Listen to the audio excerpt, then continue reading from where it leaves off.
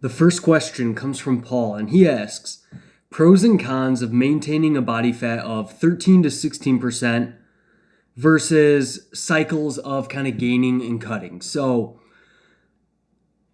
basically hanging around maintenance, kind of in that moderate body fat range versus cycling up body weights, going through gaining and cutting phases. So I think that my biggest con of just hanging out at a single body weight and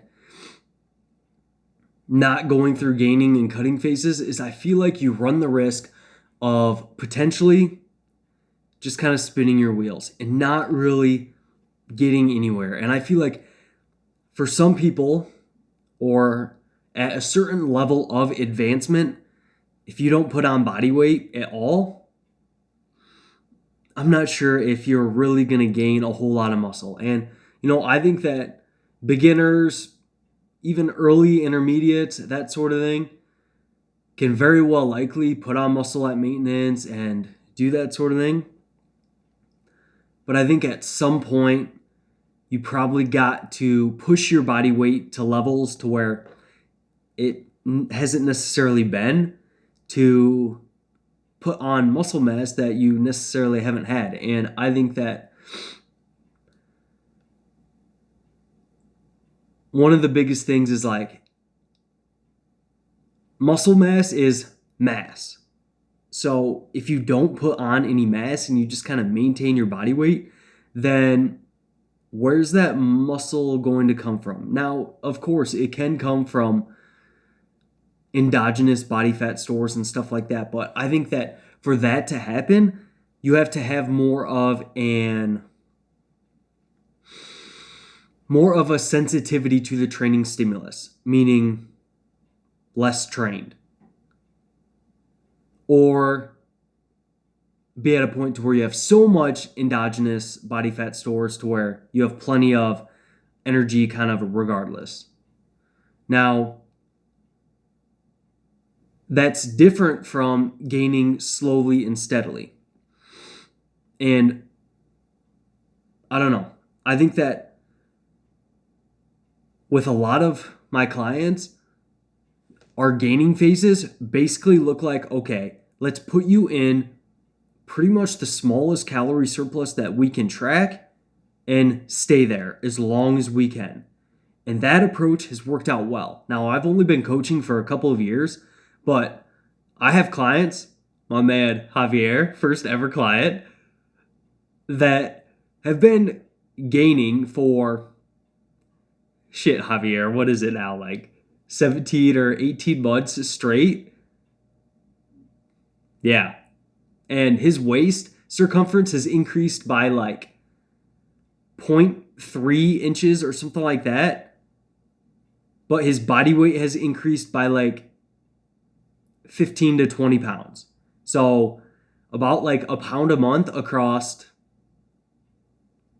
18 months-ish. And really hardly any noticeable differences in body fat. Now, is it likely that he put some body fat on? Probably. But man, I think that a lot of those gains have been pretty lean.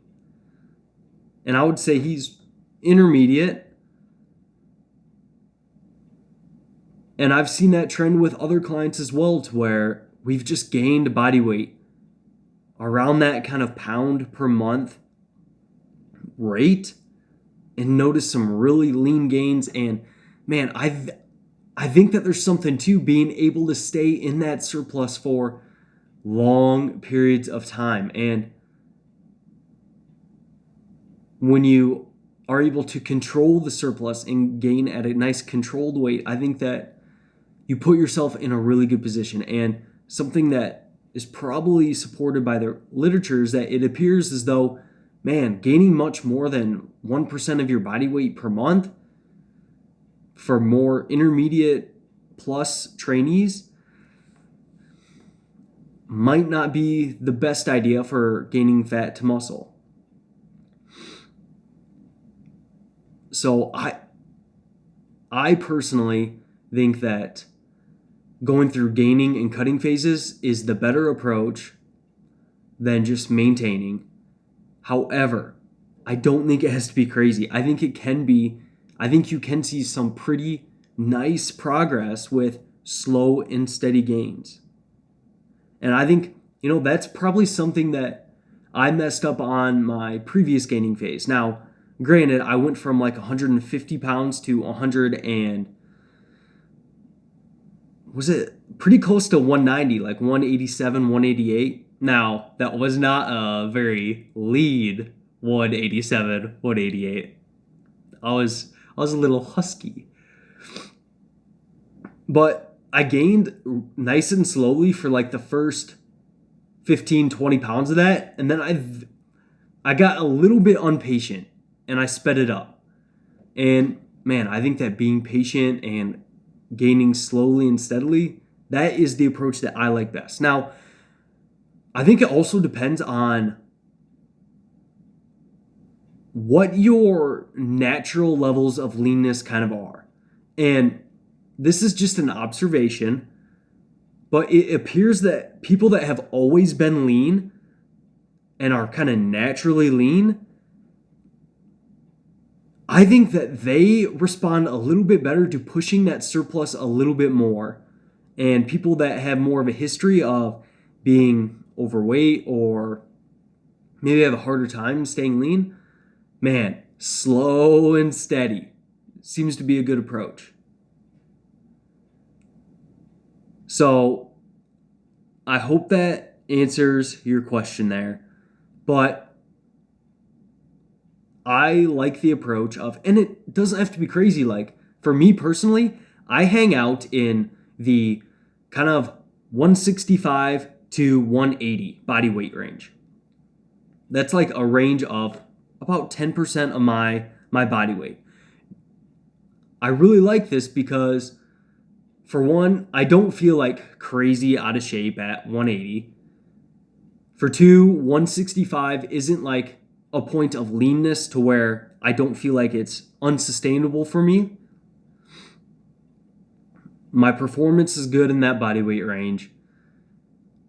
And, that 15-pound range, if I gain a pound to 2 a month, that gives me 8 to 10 months of gaining and then just, a couple months of cutting. So I don't have to spend a ton of time cutting and I just kind of hang out in that range. My goal is to make that body weight range hopefully look leaner and leaner over time, which means that I'm putting on more and more muscle. And I also kind of train just like a bro. Like I really only focus on my upper body for the most part. I'm cool with where my legs are at. So I also think that it wouldn't make sense for me to try to gain super fast considering I'm not necessarily pushing all my body parts. But I like the approach of hanging out in maybe a little bit tighter of a weight range, maybe about 10% of your body weight, and then slowly and steadily, almost as small of a trackable surplus. All right, that doesn't mean that you should fear fat gain or anything like that, because I think it can still happen, but especially for a recreational lifter, like being able to put together a nice long surplus to where you gain slowly and steadily for a long time, 8+ months, I think has a lot of benefits. All right, so hopefully that helps you out there, Paul. Next question comes from Alex, and he asks, if more recoverable volume is better, why start week 1 at MEV?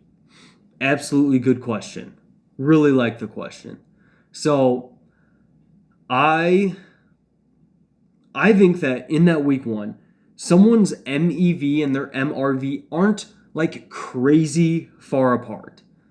Because I think that in week 1, your sensitivity to training is a little bit higher off of a deload, and you potentially can't recover as well from the volume you're doing. So I actually don't think it's crazy far apart. And I think that there's also probably a very tight, so if I think that your MEV and your MRV aren't that far apart in that week 1, then the difference between your MAV and your MEV or your MRV are likely also not very far apart. And to specifically put a set number on that, like, could be very difficult. And I think that it still makes sense to kind of shoot for that MEV because it's probably still pretty close to that MAV. And I would rather err on the, I don't know if safer side is the right word, but I would rather err on having maybe a little bit less stimulus in that week one, but not overdoing it in week one and then just being behind on recovery the entire mesocycle. So that's why I still think it's a good idea to kind of shoot for that MEV a little bit more, but I actually don't think it's that far from your MAV. And I think that in general, it's a good idea to just shoot for pretty good pumps, a moderate amount of soreness, a subjective rating of, yeah, that session was pretty difficult in like every session throughout each training week. And then once you run into problems of overlapping soreness or you're feeling systemically fatigued, so that could be you're seeing reductions in sleep quality or irritable throughout the day, or which, man, it's so hard to tell if training is the proponent of that. Like, I don't want you to think that one bad night's sleep is because you're training stress. Like, it could very well be other life stuff going on. But if you see all those things trending in the right direction and you just feel more run down throughout the day and that sort of thing, then that's a good time to kind of deload. So I feel like I lean more towards, okay, let's shoot for that about right amount of stimulus for kind of each session and keep accumulating and accumulating until you hit that point of, okay, now I'm just systemically fatigued. I have some overlapping soreness. I need to deload, rinse, repeat. All right. So I hope that answers your question there, bud. And the next question comes from Aster, and he asks, am I going to pursue my PhD? And he kind of asked me to elaborate on this a little bit because that's something that he's thinking about. And if you're watching my channel, I'm guessing you're probably a little bit more, I don't know if scientifically minded is the right word, but you put some thought into your training and nutrition and that sort of thing. So maybe it's relevant. So I don't think so. And the reason for me is because, for one, I don't necessarily love like doing research. Like, it's cool. It's cool to get some results, but research is hard. You have to deal with the numbers and stuff, statistics. It's a lot of work, and recruiting participants and doing research is difficult. And it's number crunching, and it's not my favorite thing to do in the world. So that's one reason.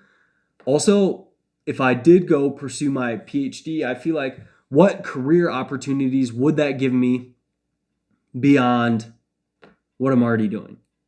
And would I be interested in that? So, of course, I could still coach, but I'm doing that right now. I've basically got a full roster and my clients are awesome. So it's not really going to give me much on that front. I could go be a professor, but I don't really want that a whole lot. Like, I don't know. I think that professors have to deal with some stuff from the university to where they are probably going to be a little bit more restricted, if that's the right word to use, or they'll have to do stuff for the university, which isn't necessarily a bad thing, but there's things that go on with that. And then, teaching classes and stuff, I think I would actually enjoy that. So I think I would enjoy teaching classes, but being a part of the university and dealing with some of that stuff and doing a ton of research and stuff like that, that doesn't really excite me a whole lot. And going to get a PhD, like that's not easy stuff. And I think that I would have to have a really strong reasons to do so. Now, it would also be cool to just dive into a topic and to get that status of having a PhD and that sort of thing. Like, yeah, that would be cool. I would enjoy that. But for me, I kind of look at it as, hey, I'm kind of already doing what I want to be doing in the fitness realm. Now I've got other interests outside of fitness, and I'm the type of person that likes doing a variety of things, and I just like doing a lot of stuff. Like I don't know.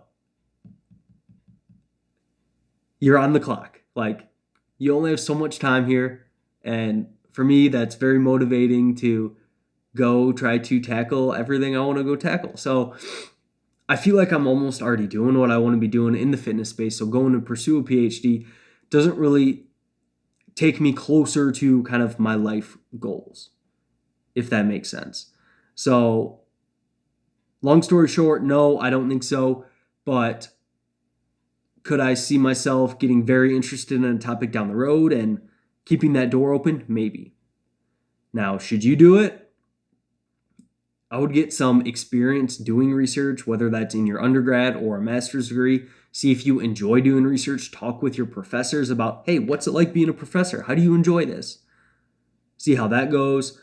And try to gain some experience with what you would actually be doing once you get your PhD and see if that'd be worth it to you. Because, I wouldn't necessarily say do it just because you're going to learn a bunch of stuff. That's great. But you can do that on your own as well. So that's my answer. Hope that helps. Next question comes from William, and he basically asked me, can you quantify what do you mean by a decent pump? And I basically answered no, not really. I think that it's largely going to be subjective, and unless you measured your circumference measurements in the gym and stuff like that, it's largely going to be subjective. Like I know from my personal experience what it's like having a really good pump. Can I put objective measures on that? Well, maybe I could, but not very practically. And I also know what it's like I got kind of barely any of a pump here. And then somewhere in between that, I would say is a decent pump. So it's hard to quantify, but I think that most people from trialing through experience know what it's like to have a really good pump and know what it's like to have a meh pump or no pump. And somewhere in between there would be a decent pump.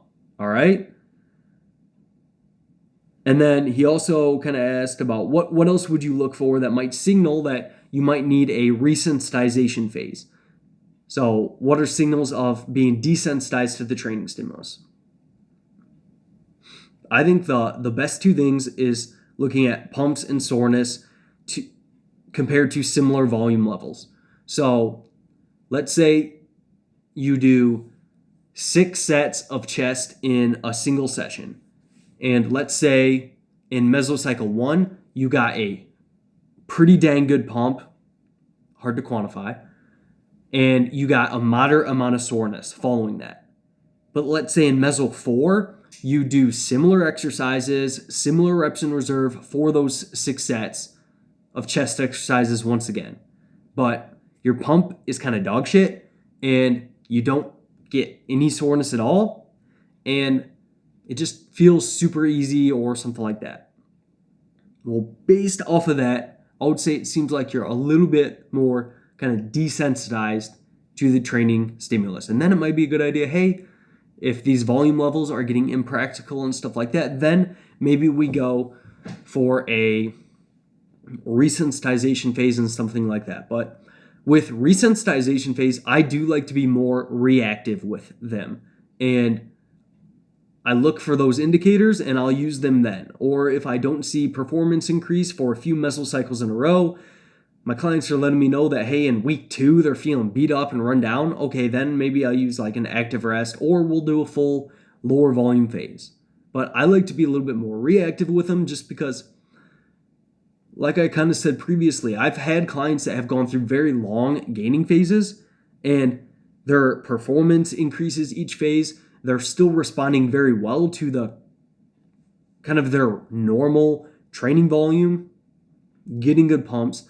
their waist circumference isn't shooting up like crazy and they're gaining body weight at a slow and steady rate, they're feeling good, things are going well, I don't disrupt that momentum with just kind of a random resensitization phase. I like to base those off of like feedback from the client that, hey, pumps, soreness, is taking a lot of volume to get a good stimulus, that sort of thing. All right, so hopefully that helps out. That's the Q&A this week. If you want to help me out and you'd be willing to share this on your story and tag me in it, I'd appreciate it. But I'll see you next Sunday.